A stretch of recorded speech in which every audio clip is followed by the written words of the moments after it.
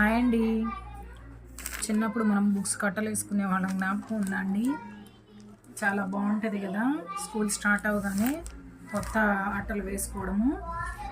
అయితే నా మా స్టైల్లో నేను ఎలా వేస్తానో మీకేమైనా యూజ్ అవుతుందేమో చూపిద్దామనేసి ఈ వీడియో తీస్తున్నా అండి. మీకు యూజ్ అయితే ఓ లైక్ వేసుకోండి, నెక్స్ట్ టైం ట్రై చేయండి ఇలా వేయడం.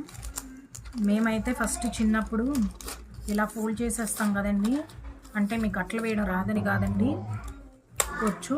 ఒక్కొక్కరికి ఒక్కొక్క స్టైల్ ఉంటుంది కదా, నా స్టైల్ చూపిద్దామని ఇలా వేస్తాము. మనం ఫస్ట్ వేసాక ఈ కార్నర్స్ కట్ చేస్తాం కదండి, కట్ చేసిన కార్నర్స్ దొంగట్టలని వేస్తామండి. ఇక్కడ కూడా కట్ చేసి దీన్ని లోపలికి పెట్టేసి దొంగట్టని వేస్తామండి.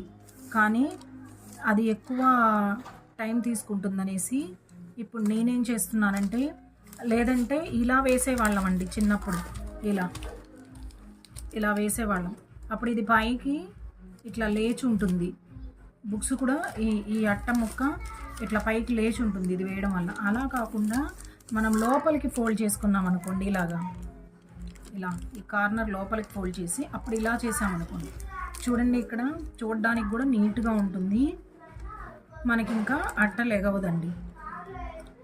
బాగుందండి.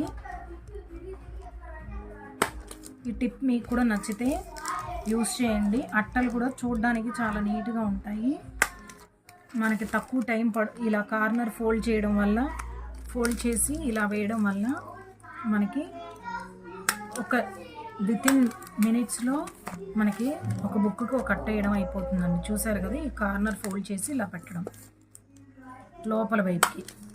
మా చిన్నప్పుడు అయితే తెలియక మేము బయటికి ఫోల్డ్ చేసేవాళ్ళం, కానీ ఇప్పుడు ఇలా లోపలికి ఫోల్డ్ చేసి వేసేసామనుకోండి, మనకి లోపల వైపు కూడా అట్ట చూడడానికి నీట్గా ఉంటుంది.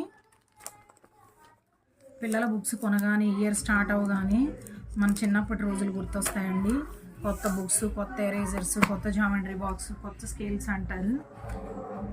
ఈ వీడియో కనుక మీకు నచ్చితే, ఇలా అట్ట వేసే విధానం మీకు నచ్చితే, మీ చిన్నప్పటి రోజులు మీకు కూడా గుర్తొస్తాయి అని అంటే ఇయర్ స్టార్టింగ్లో ఒక చిన్న లైక్ వేయండి. ఈ వీడియోని, నా ఛానల్ని సబ్స్క్రైబ్ చేసుకోండి, లైక్ చేయండి, షేర్ చేయండి. Thank you.